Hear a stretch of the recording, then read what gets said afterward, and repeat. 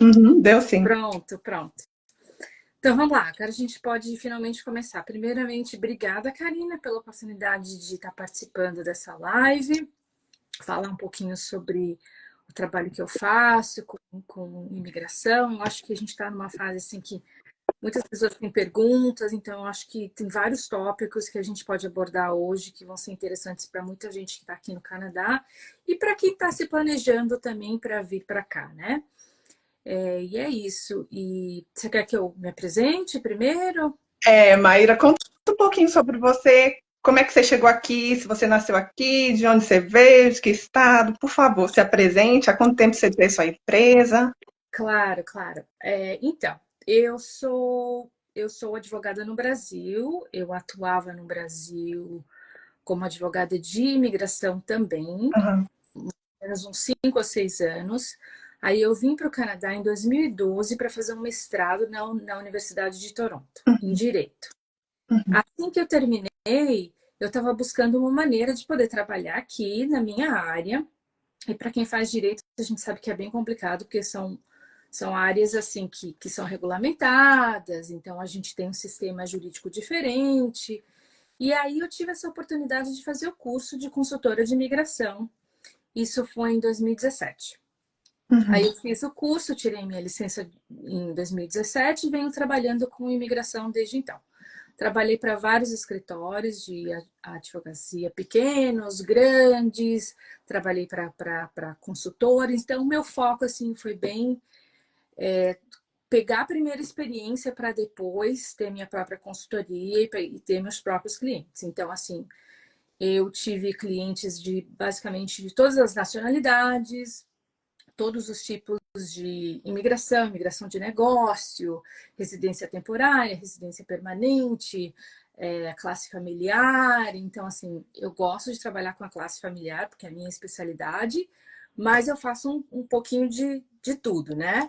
E agora, há pouco tempo atrás, eu falei assim, eu vou meio que focar mais no meu negócio, porque eu acho que vale a pena, mas infelizmente quando eu decidi fazer isso, o governo começou a fazer um monte de mudança, então assim, me pegou meio que despreparada. E é isso, assim, essa é a minha história de uma forma bem resumida. Aham. E você é de que estado no Brasil? Eu nasci no estado de São Paulo, eu sou paulista, Aham. mas eu morei em 9 cidades no Brasil, então assim, Que legal. tem uma história bem diferente, assim. Eu morei em Minas Gerais, morei no Ceará, morei em Santa Legal. Catarina, praticamente todos os estados no Brasil eu já vivi. E é isso. Bacana. Então, vamos tocar nesse seu assunto aí, imigração. Me conta, então, eu vou te dar meu cenário. Eu cheguei aqui porque meu marido estava trabalhando, ou estava trabalhando, não, ele veio para estudar e eu ganhei a condição para trabalhar. Ainda está valendo? Como é que ficou com essas novas mudanças? É assim ainda? Então, mudou bastante e o que eu vou explicar para vocês é assim, porque tem muita informação por aí. Então, eu acho que ainda está uma coisa assim muito recente, as pessoas estão com muita dúvida em relação a isso. Vamos começar primeiro com a questão dos study permits, né? Você falou que você veio através de estudo, assim, o seu marido veio estudar e você pôde trabalhar através dele. Então, Sim, vamos e só começar, foi college. Ele veio para fazer um college. como a maioria dos brasileiros vem através dessa rota de aluno internacional. Isso. Então, como é que está o cenário para study permits daqui para frente? O governo anunciou que vai ter um limite, agora vai ter uma cota para study permits a partir do ano que vem, uma cota de 437 mil study permits vão ser liberados, ou seja, essa é uma redução de 10%, começar daí. No começo do ano já teve algumas mudanças em relação ao study permit, por exemplo, o que você tem que provar para você tirar um study permit, hoje em dia já é um pouquinho a mais. Diante de tudo que está acontecendo no Canadá atualmente, então, assim, a falta de moradia, a questão que foram descobertos vários alunos internacionais em Brampton vivendo assim, tipo, 30 pessoas vivendo em um cômodo só. Então, assim, é realmente uma loucura. Então, eles querem ter certeza que as pessoas que estão vindo para cá estudar têm condição financeira. Então, eu acho que tem um lado bom e tem um lado ruim. O lado bom é que realmente vai fazer com que só vem para cá quem realmente tem condição de se manter, tá? Então, esse é o primeiro ponto.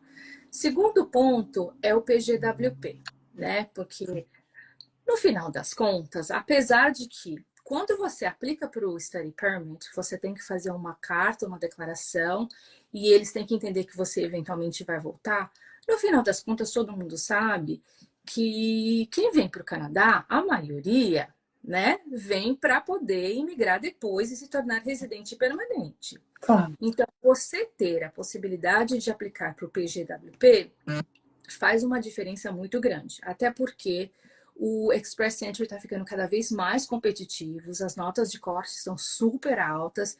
Então, assim, é praticamente impossível, não estou dizendo que é impossível, mas praticamente impossível uma pessoa qualificar para residência permanente, ganhar o ITA, sem ter vindo para cá, sem ter estudado aqui e sem ter posteriormente trabalhado também.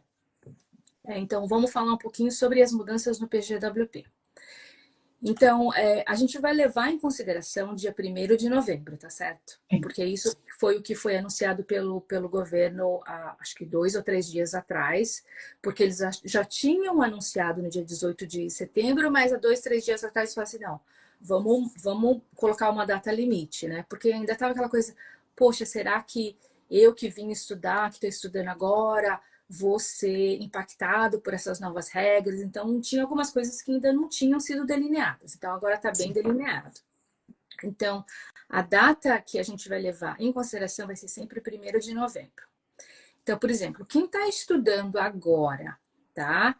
E mandar um PGWP, uma aplicação de PGWP até o dia 1º de novembro, não vai ser impactado. Então, continua tudo do jeito que está. Depois do dia 1º de novembro, a gente vai ter que fazer algumas perguntas. A pergunta é, quando foi que você aplicou para o seu Study Permit? Tá certo? Se o seu Study Permit você aplicou antes de 1º de novembro, você vai ter que agora comprovar que você tem requisito da língua, né? Que é uma coisa que não tinha antes. Eu tenho certeza que para o seu marido, talvez ele não foi pedido isso, né? Agora tem isso. Então, por exemplo, para quem se formou em universidade, vai ser o CLB 7. Para quem se formou em college, vai ser CLB 5. Então, continua podendo ser o CELB ou IELTS. Então, vai ter que fazer essa prova. O que, por sua vez, causou uma comoção muito grande. Porque, assim, pensa só, o aluno internacional, quando ele começou a fazer o curso, já foi pedido a IELTS para ele. É verdade. Certo? Então, aí você fez um IELTS lá no começo para você poder começar a estudar e você está fazendo um IELTS de novo para conseguir o PGWP. Então, é um gasto a mais, tá certo? É gasto em cima de gasto, já vai calculando aí. Aí, então, depois do dia 1º de novembro, se aplicou antes de 1º de novembro para o seu Study Permit, é só a língua. Se aplicou depois para o seu Study Permit, depois do dia 1º de novembro, você tem o requisito da língua, que é o que eu acabei de falar, mais o outro requisito, que é o que está apavorando todo mundo, que é a questão que o seu programa tem que estar alinhado com as profissões que estão, com as áreas que estão em alta demanda.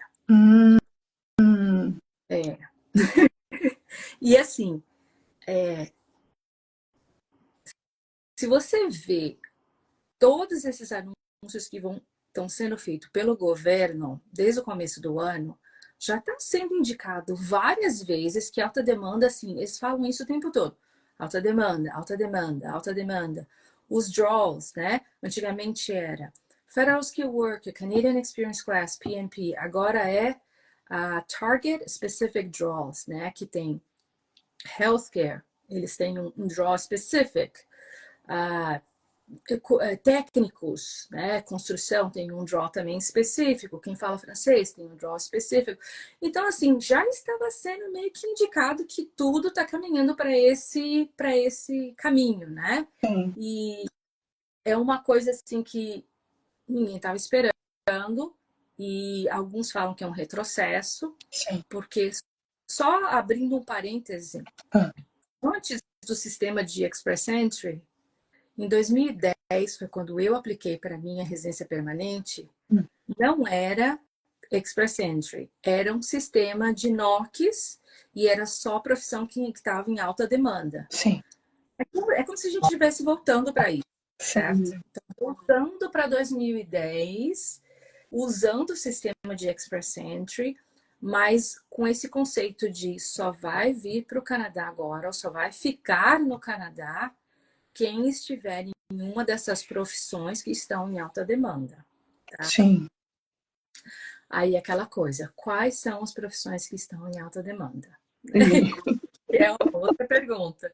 Desculpa, é porque assim, é tanta informação, aí é como se fosse uma cascata. Você abre um, vem outro, né? Em termos assim, as áreas elegíveis para os alunos fazerem curso de college agora, né? Vai ter que ser agricultura, hum, agroalimentação, saúde, o que a gente chama de STEM, que é ciência, tecnologia, engenharia, matemática, sim. técnicos, cursos técnicos, coisa relacionada com construção, eletricista, etc. E transporte. Existe uma lista, tá certo, que está no site do governo, que a gente chama de código CIP, que tem 1000, mas são todos relacionados com essas áreas, tá? A próxima pergunta se for universidade, se eu for fazer um bacharelado, mestrado, doutorado, tem que ser também nessas áreas? A resposta é não, é só para Hum, college, tá certo? Então, college realmente você precisa focar. Então, não adianta mais vir, tem muita gente que está fazendo business management, é um curso maravilhoso, aham, só que não é o que o Canadá precisa, não é? aham. Então, isso vai dificultar a sua vida lá na frente, tá Sim, certo? sim. Então, é isso, as áreas elegíveis, elegibilidade do aluno para ter PJWP continua a mesma. Aham, Você precisa ter estudado full time durante uhum, todo o tempo, exceto no último semestre, ou se você obteve uma autorização para poder ser part-time, tá certo? Isso cada tem um sistema diferente. Tem que cumprir regras, ou seja, se você é aluno, você só pode trabalhar part-time, né? aham, Antes, na época do Covid, poderia ser full-time, depois baixou para 20 horas e agora subiu para 24 de novo. Então, lembra que você tem que manter como aluno internacional 24 horas fora do campus, né? aham, E a duração do programa, desculpa, a duração do PGWP hum, era de 1 ano a 3 anos, né? ah, De 1 ano a 3 anos continua sendo para bacharelado, ah, mestrado, PhD. Para college, só vai chegar a 3 anos de duração.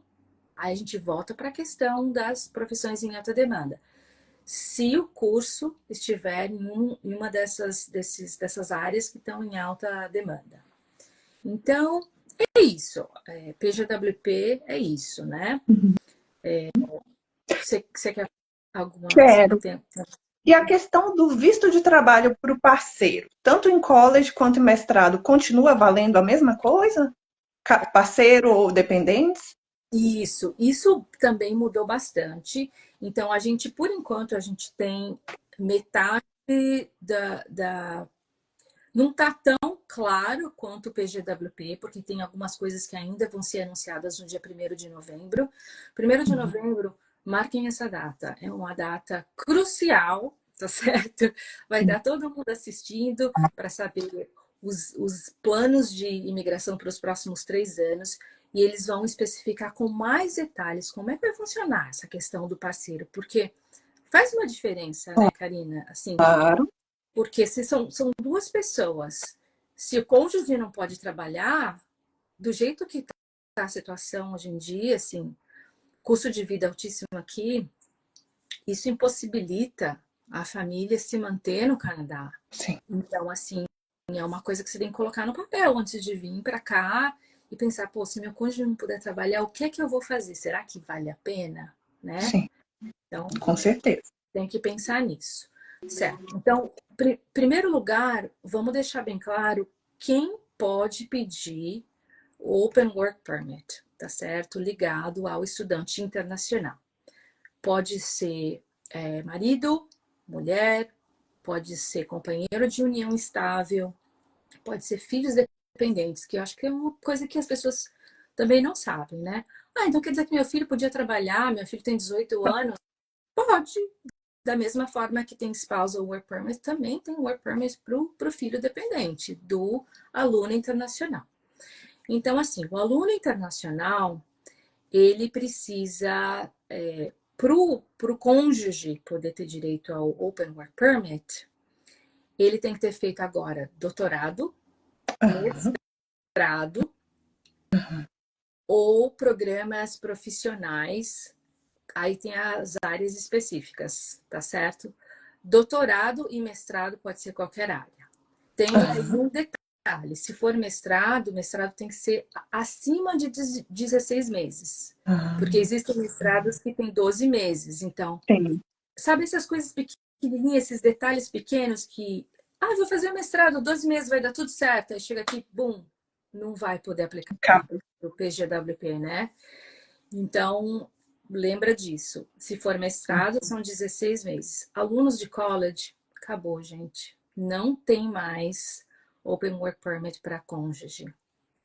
Sim. Tem algum caminho, né, alternativo? Então, assim, é que as pessoas sempre me perguntam: Maíra, mas não é possível que eles fecharam completamente. Tem uma outra forma da gente aplicar? Tem.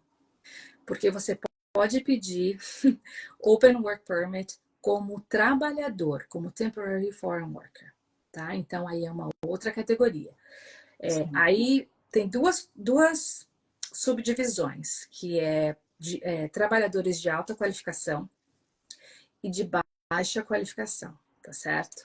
Aham. De alta qualificação tem que ser NOC 0 a 3 em setores vitais e que estão em alta demanda. Então, eles já listaram executivos de alto ranking, cientistas, engenheiros, profissionais na área da saúde, TI, continua. Peraí, Maíra, então quer dizer que eu, como aluna internacional, não posso, quando eu mandar a minha aplicação de PGWP, não vou poder mandar junto a da minha esposa. Correto. Mas eu posso fazer uma aplicação separada se você estiver trabalhando na época. Por exemplo, Aham. de TI. Eu estou trabalhando full time, eu estou graduando e já terminei os módulos que eu tinha que fazer e estou trabalhando full time. Só estou esperando o meu PGWP. E a minha esposa vai ficar em casa? Não. Se você está trabalhando, a sua esposa, ela vai ser elegível dentro dessa outra categoria, tá? Então, não é a aplicação que a gente vai mandar junto com o seu PGWP, é uma aplicação separada. E se for de baixa qualificação, ainda tem a possibilidade da minha esposa conseguir PGWP? Tem. Se for NOC 4, NOC 5, em setores críticos, ou seja, saúde, agricultura, construção. Então, assim, é o que eu tô falando. Não tá tudo perdido. Ainda dá tempo, tá certo? Mesmo quem tá aqui, poxa, eu resolvi fazer business management. Não quer dizer que minha esposa daqui a 2 anos não vai conseguir. Não, gente. Daqui para lá, você pode escolher profissões, empregos que sejam mais alinhados a essas profissões que estão em alta demanda, porque a gente ainda assim consegue o Open Work Permit para sua esposa, tá certo? E é isso, assim, em termos de spousal work permit, é isso. Você tem mais alguma dúvida em relação a isso, Karina? Não, eu acho que a gente pode passar então para a questão, eu chamo de almia. Como é que estão essas restrições para essa categoria? Ela é LMIA, né? Aham. Certo. Existe um programa que se chama Temporary Foreign Worker, Ah, que é através de um processo que chama LMIA. Então, vamos lá. Primeiro, eu tenho que explicar o que é um LMIA para as pessoas entenderem. Quais são as formas de você conseguir trabalhar no Canadá de forma legal? Ou você vem, estuda, depois consegue o seu PGWP, tá? Ou Se no caso isso não for uma opção para você, você pode ser contratado por um empregador canadense que vai fazer um processo para você que chama LMIA, que é Labor Market Impact Assessment. Então, basicamente, esse processo, ele serve para mostrar para o governo que o empregador canadense tentou contratar residentes permanentes e cidadãos canadenses e não conseguiu achar ninguém para ocupar aquela vaga.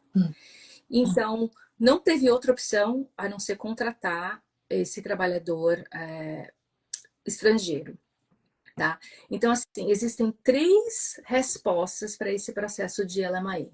Resposta negativa, resposta neutra, resposta positiva. Negativa é assim, eu estou contratando e isso vai impactar o mercado de trabalho canadense, ou seja, eu estou tirando a vaga de um canadense. Então, nesse caso, não vai dar certo, é uma negativa mesmo, tá? Você não vai poder aplicar para o seu Work Permit depois. A positiva e neutra significa que está tudo ok. Não vai impactar em nada, porque o empregador não conseguiu, ou porque tem alta demanda, ou por causa da urgência. Então, nesses casos, a gente faz a LMIA e, posteriormente, a gente manda uma aplicação para Work Permit.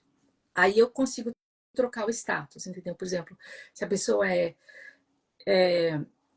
visitante e a gente faz LMIA e LMIA dá positivo, aí eu troco de visitante para trabalhador, certo?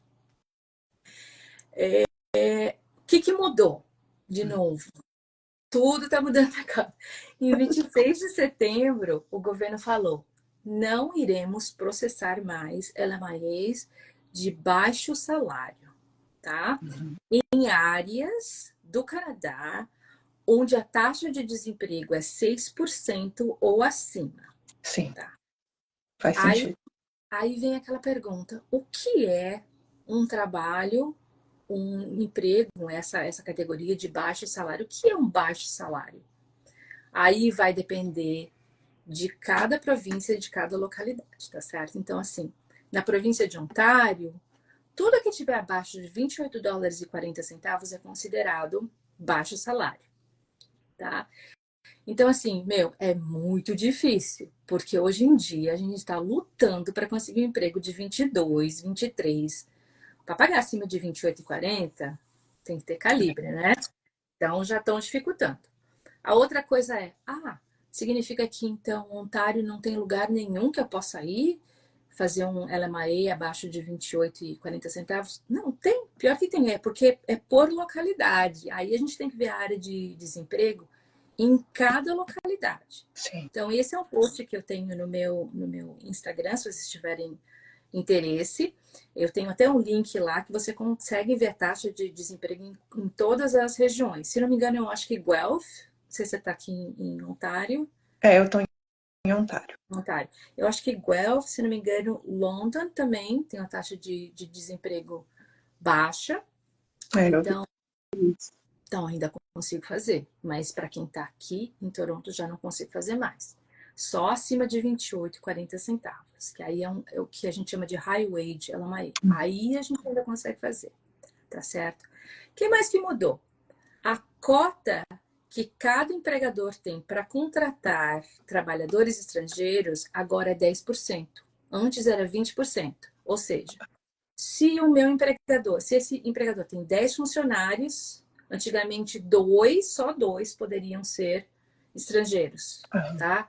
Quando eu falo estrangeiro, pode ser estudante, pode ser visitante, enfim, desde que a gente faça LMAE, né? Agora não, agora de 10 funcionários, somente um.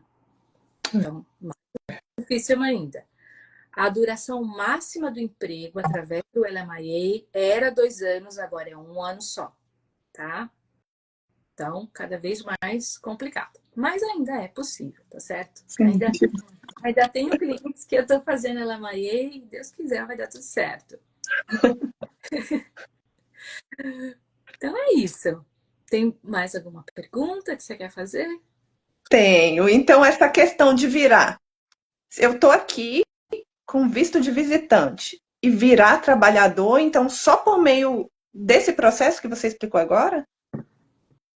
É. Que entra na cota. através do processo de LMIA. A gente faz um LMIA e depois do LMIA a gente manda a aplicação de Work Permit. Aí tem mais um detalhe, que é Ah, mais uma mudança, tantas mudanças, mais uma mudança. É que para fazer essa troca de status, ah. agora já não pode ser feito dentro do Canadá. Ah, ué, e agora, como é que faz? Todo mundo falou assim, poxa, e aí, né? Se eu vou fazer uma Lamaie, aí sai minha decisão, acabou para mim. Vou ter que voltar para o Brasil, ficar esperando no Brasil para poder entrar de novo. Já pensou? Tem duas opções, tá? A primeira opção, aí a gente volta para o que era antes do COVID, tá? Porque essa exceção que foi dada da gente poder fazer troca de status dentro do Canadá foi por causa da pandemia. Então a gente tem Ah, que ver o que era feito antes da pandemia. Como é que era feito antes? Ou você fazia uma coisa que chama flag pooling, não sei se você já ouviu falar sobre. não, não. Flag pooling é assim: você tem visto americano, aí você sai do país e entra no país de novo. Na hora que você entrar no país, você aplica na fronteira. Então você pode ir em qualquer fronteira aqui na Niagara Falls, tá certo? Mas você tem que ter o visto americano para sair e entrar de novo. O lado bom e o lado ruim. O lado bom é que você economiza dinheiro, você não precisa voltar para o Brasil. Sim, sim, O lado ruim é que a sua aplicação ela vai ser avaliada na hora com o oficial olhando para você e fazendo um monte de pergunta para você. Então, assim, se você não for bem instruído e não levar toda a documentação necessária, você vai ter uma negativa e que vai sim. ficar nos seus records. Isso vai ficar feio para você no futuro, porque vai continuar lá, né? E você não vai ser, não vão permitir que você entre. Eu falo assim, não, daqui você vai voltar pro Brasil, não entra mais. Sim. Então, como é que é a forma segura de fazer um flag pooling? Existe uma aplicação que consultores e advogados fazem, que chama, é uma aplicação de fronteira, tá certo? Então, a gente prepara uma aplicação em papel que tem todos os documentos necessários, a gente faz uma submissão, uma carta de submissão, explicando, e eu preparo o meu cliente, falo, olha, eles vão te perguntar isso, vão te perguntar aquilo, não leva celular. Tem tanta coisa, tem gente que leva celular, e aí eles pedem para ver mensagens, entendeu? Ah, Tipo, nossa. é sério, então. Tem que ter preparação, tá? Então, economiza dinheiro, mas você precisa ser bem preparado. Você consegue fazer. A segunda opção é aplicar fora do Canadá. Então, você vai colocar o endereço da sua aplicação, vai ser seu endereço do Brasil, tá? Aham. Quando vier a decisão positiva, você tem que sair e entrar de novo. Infelizmente é assim, tá? Vai ter que gastar um dinheiro aí. Sim. E infelizmente é mais ou menos por aí. Você tem alguma dúvida? Sacrifício, né? São É, sacrifícios. Não, só a Gabi Barros, ela tá perguntando se essa mudança do LMIA, ele já tá valendo. Se a mudança já tá valendo. Já tá valendo, Gabi? 26 de setembro. Eu sei porque eu tinha um cliente que a gente teve, porque eu não sei, só dando mais informações sobre o processo de LMIA, mas isso é mais técnico, tá? É para quem é advogado e consultor. A gente tem que anunciar a vaga por 28 dias. Aí Ah, o meu cliente resolveu anunciar 25 dias antes de ter esse corte. Aí a gente teve que começar tudo de novo, porque era 27h40 e aí não ia passar. Então a gente teve que começar a anunciar de novo a 28h42, porque a gente tem que ter um buffer aí. Então, sim, infelizmente já está lenta, tá? tá. Então vamos só repassar então um pouco, Maíra, essa questão do futuro, né? Vamos esperar. Ah, Gabi, tá bom. Deixa eu só responder aqui a Gabi. Ela disse que vai avisar uns amigos. Tudo bem, Gabi. Nada. Aí o seguinte, então.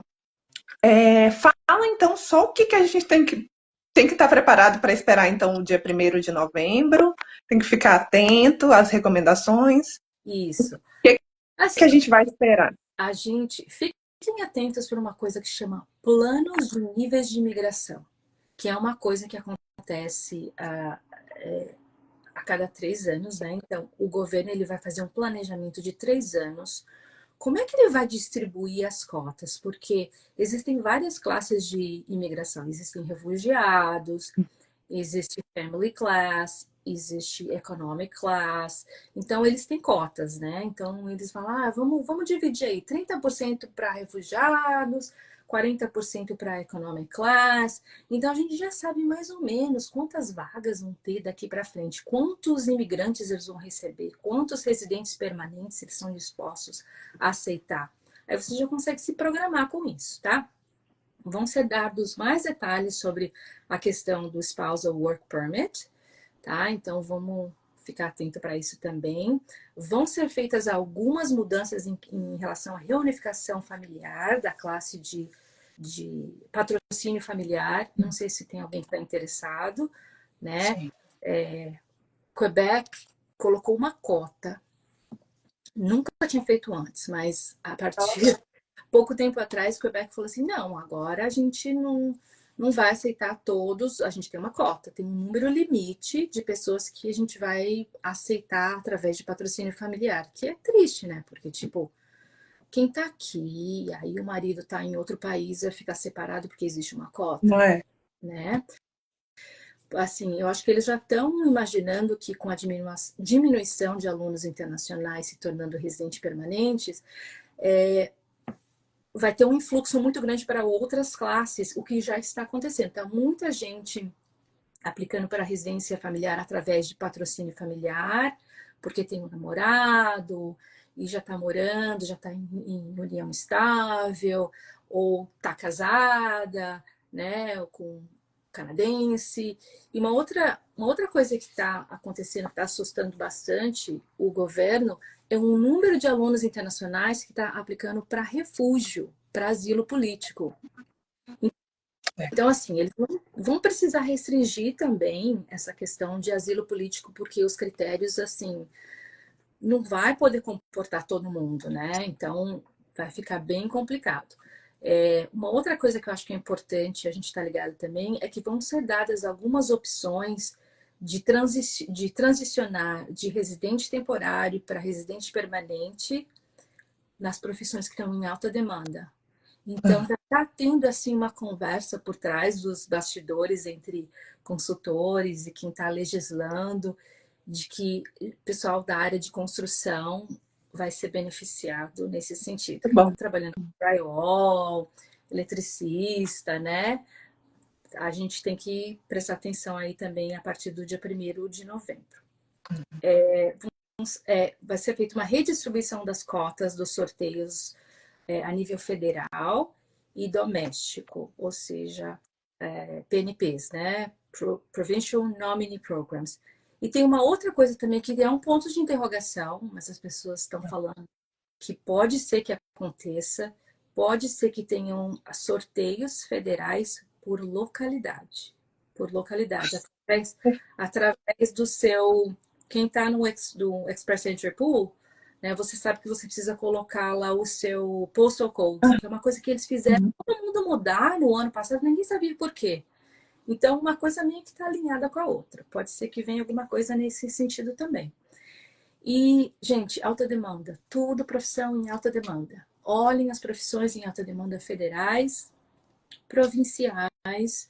E aí eu vou dizer para todo mundo, vai lá no meu Instagram, eu tenho postagens, tem a lista, porque assim é muito difícil eu lembrar de tudo.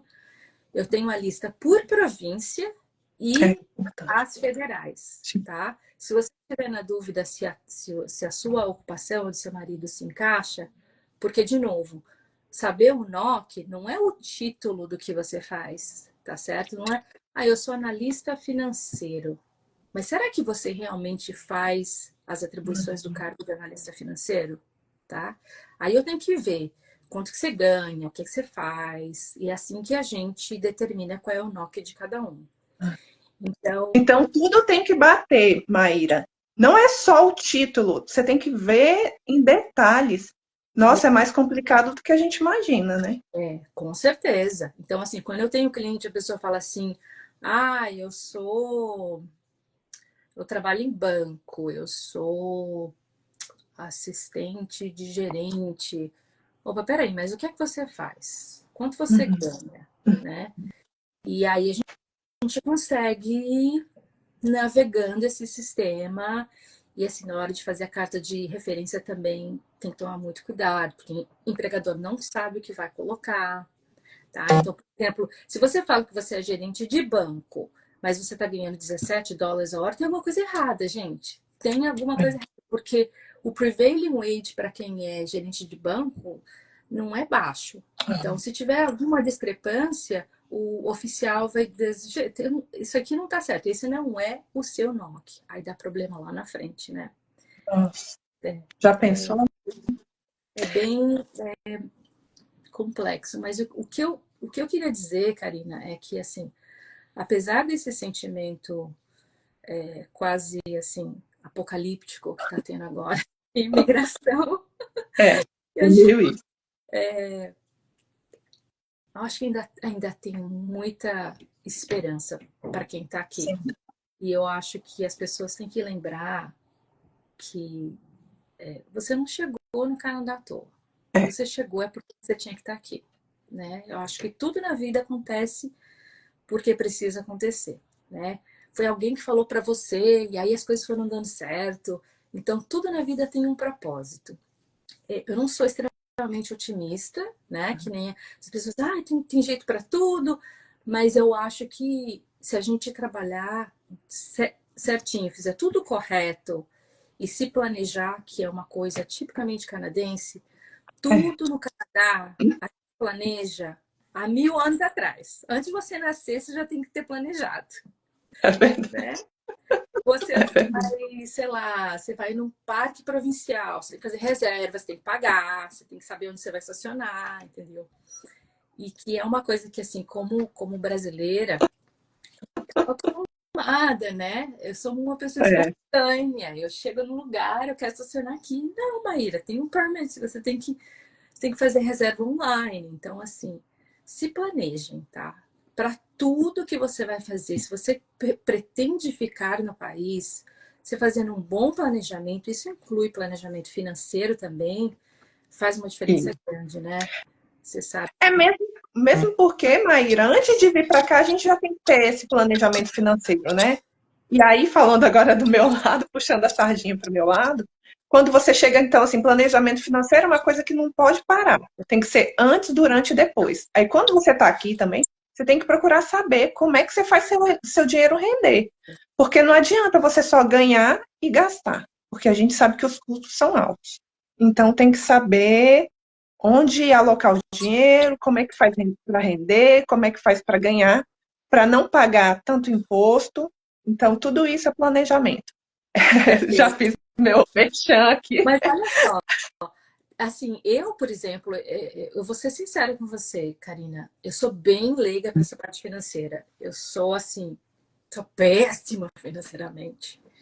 Mas é uma coisa que o Canadá me obrigou a fazer, porque, assim, minha filha já está na universidade, aí eu tive que fazer um RESP para ela, tem que fazer o cálculo, por exemplo, de quanto a gente vai ter que pagar de volta para o governo, porque ela pediu ou SAP, benefícios que a gente pode pedir, a gente não sabe. É muita informação, Karina, né?